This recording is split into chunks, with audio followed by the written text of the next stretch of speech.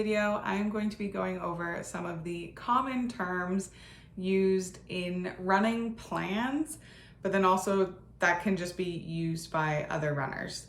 I try and do my best to explain any like weird terms or short forms that come up in our training plans, but sometimes I forget. And so I just want to make a little video that's going to go over some running lingo and some common terms that you might see if you start following other runners, or just like when we are one day able to run together, any terms that you might hear other runners say in person.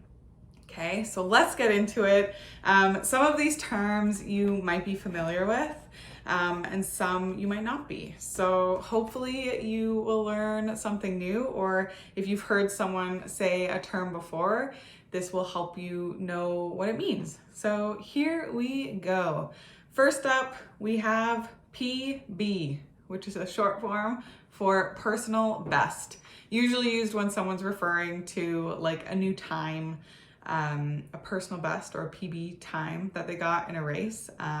But it could be referred to for really anything that is better than you've done. Next up, DOMS. And this is used in more than just the running world. DOMS is short form for delayed onset muscle soreness. And it just refers to the soreness and the ache that you feel in your body after a workout. So whether that's a run or lifting weights or anything at all, just that like soreness that you get in your muscles. Next up, LSD, which means long, slow distance. Long, slow distance just means the long run. So for those of you in our 10K program, you have a long run typically on the weekend, and it's just like the longest run of the week. It can range in any distance, but typically your long runs, you want to be long, slow. So LSD, long, slow distance. Next up, we have fartlek, which literally is the Swedish translation for speed play. And fartleks are just like, it's when you're continuously running, so running at a fairly easy pace, and then within that run, you are adding bouts of speed. So it could be running from like lamppost to lamppost as fast as possible, anything like that. That is a fartlek. It's kind of a silly word. Okay, next up, fuel, or some people will say fueling, things like that. Fuel just refers to the tools, so like gels and electrolyte mix, things like that, that you use during your long runs. Typically, you won't really need gels until you're, I would say maybe 15K and over. But everybody's different. So gels come in like a little package. They almost like, they look like it could be like nice little packages of pudding, but they don't really taste as good. And they're typically just carbohydrates so that your energy levels stay high during your long runs. So that is fuel. Next up, progression runs. Progression runs are runs that start out easy, and then throughout the run you are gradually getting faster, so that by the end of the run you are running as fast as you can. Speed work or workout. So anytime you hear someone saying speed work or workout, it's literally just any type of speed training. So it could be fartleks, it could be interval training, so running fast for 1 minute and then slow for 1 minute. It could be hill work, literally any type of training that's different than just like a long straight run. That is speed work or a workout. Next up, PRE, which is perceived rate of exertion. And that really is just running based on how it feels. So rather than looking at pace or distance. You're just listening to your body, noticing how fatigued you are at the end of a run and how you are feeling, and knowing that it was hard based on your perceived rate of exertion. And that's really what BOPO run is all about. I always say, listen to your body. So hopefully you do.